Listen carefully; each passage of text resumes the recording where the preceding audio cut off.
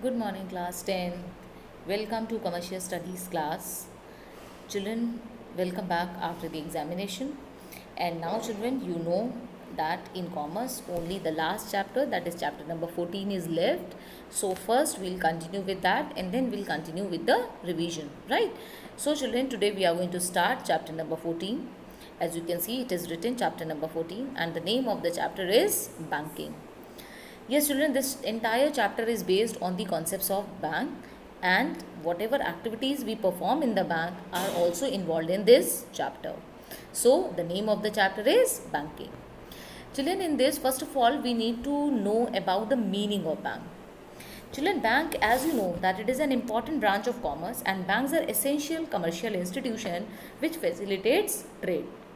Children, bank occupy an important position in the modern business world. No country can make commercial and industrial progress without a well organized banking system. So, children, by providing facilities of deposit, bank encourages the habit of saving among the people. They mobilize a small saving and channelize them into productive uses. So, what exactly bank is?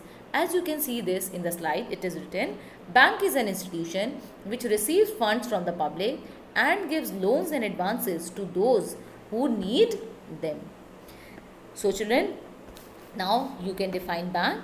So, a bank may be defined as a company which collects money from the public in the form of deposits and lend money to the same to the borrowers. Children, it is an institution that provides facilities for safekeeping, lending and transfer of money.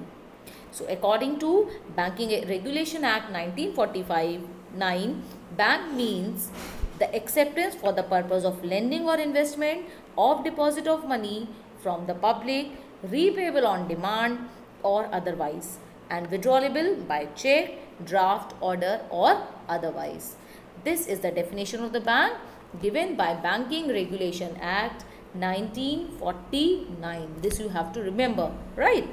Now, children, when we talk about bank, as I have already told you that banks are basically dealers of money, and they provide credit as well as they accept the deposit from the public, and even they lend money to those who need it, right? Children, when you talk about the bank, there are many more types of bank. The very first is central bank, then commercial bank, central bank, then commercial bank, then industrial bank, merchant bank, exchange banks, agricultural bank, cooperative bank, post office saving bank and indigenous bank. But children, in your syllabus, you need to study mainly about two types of bank, that is central bank and commercial bank, right? So, today you will be learning the meaning of bank as well as you will be learning the name of types of banks only, and in detail, children, in chapter number 14 we will be talking about central and commercial bank. That's all for today. This much you will be preparing, and after listening to this study video you will be doing the worksheet given by me. I am sending you the worksheet on my WhatsApp number, and after completing that worksheet you will be sending the PDF of the same to me on my personal WhatsApp number. That's all for today. Thank you so much.